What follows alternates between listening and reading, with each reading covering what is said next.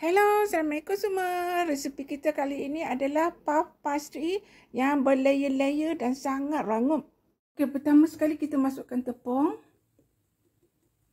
Kemudian masukkan garam. Kemudian kita masukkan margarine ataupun butter, semua boleh ni. Ini adunan kita ni adalah adunan sedikit Jika nak banyak, bolehlah doublekan ataupun triplekan adunan ni Okey, gaul semua hingga jadi serbuk roti. Okey. Jika nak buat percubaan kan, bolehlah baguslah kita buat sikit-sikit dulu Okey, sekarang masukkan air sedikit-sedikit.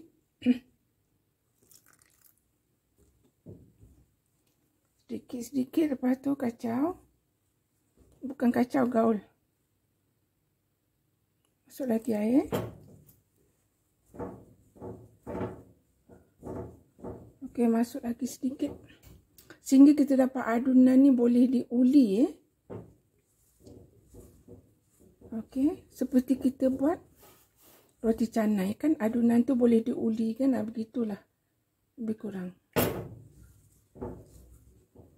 Keras lagi, sila masuklah air lagi sehingga kita dapat kelembutan yang kita kendakilah. Lagi sikit, campur air lagi. Saya ingat dah. Okey, begini struktur dia. Nampak tak? Bolehlah kita uli Uli kat dalam ni pun boleh. Kita uli kat luar macam ni lagi senang. Nanti saya tunjuk Okey, tabur sikit tepung. Kemudian kita keluarkan dan kita uli di luar. Boleh begini.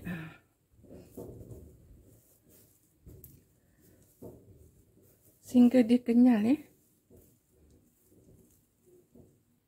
Okey. Nampak tak? Kita buat macam ni, dia dah lembut kan?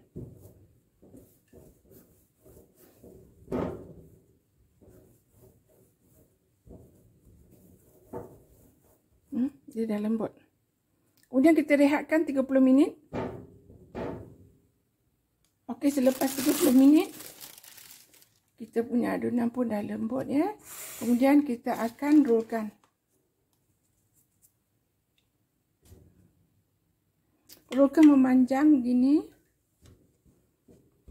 Ini kita tak perlu simpan dalam peti sejuk ke tak perlu. Kita terus je, direct je. Okey, kita rollkan memanjang. Okey, lebih kurang 12 inci lah macam ni Kemudian kita nak sapukan margin pastry di atas.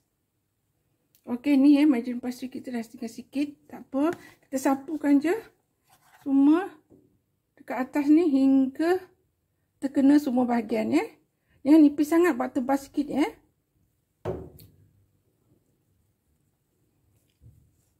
Kena semua bahagian.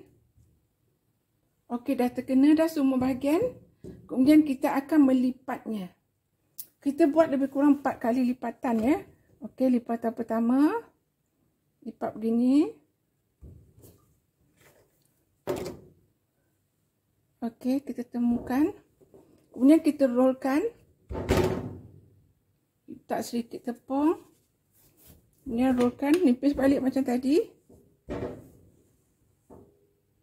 Okey, sekarang kita lipat kembali. Macam tadi Okey, sekarang ni dah 2 kali lipatan. Buatlah betul-betul rapi-rapikan. Kemudian kita roll kembali. Roll lagi nipis seperti tadi tu. Okey, kita lipat kembali. Ini dah 3 kali lipatan Okey. Ini dah 3 kali lipatan. Letak sikit tepung dan roll kembali.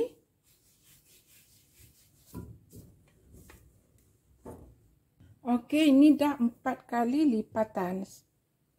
Ini dah boleh digunakan. Tapi tak boleh digunakan juga sebab kita nak tunggu 3 atau 4 jam baru boleh digunakan. Sehingga pastry ni lembut aja kan. Bila dibakar barulah dia naik dengan cantik ya. Okey, sekarang rollkan kembali.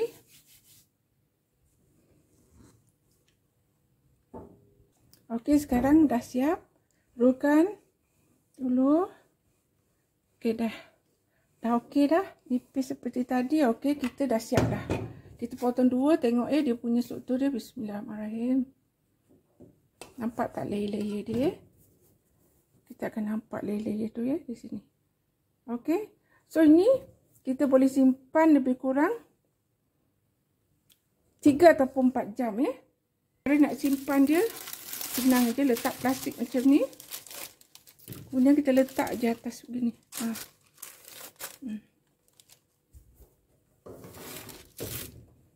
Tak perlu masuk dalam peti sejuk letak kat luar je.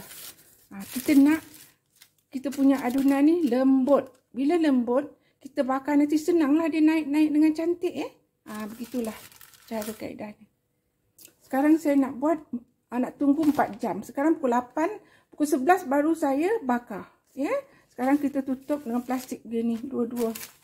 Letak dekat luar saja, tak perlu letak dalam peti sejuk. Okey, setelah 3 jam ni kita rehatkan. Okey, sekarang kita bolehlah bentuk dia. Okey, saya nak gunakan ni acuan begini. Kemudian saya nak tekapkan begini bulat-bulat je. Bismillahirrahmanirrahim.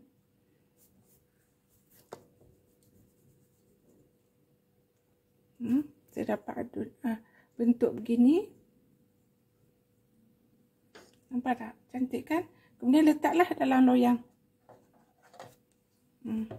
Buat hingga selesai. Okey, kita sembur dengan air. Sebenarnya sembur dengan air lagi bagus ya.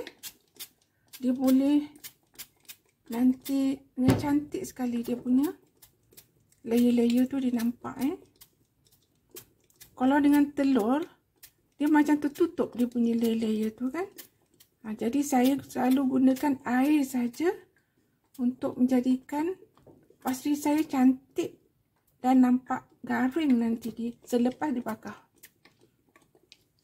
Okay, mari kita pastikan kita dah masak belakang dia. Cantiknya. Nampak cantik kan?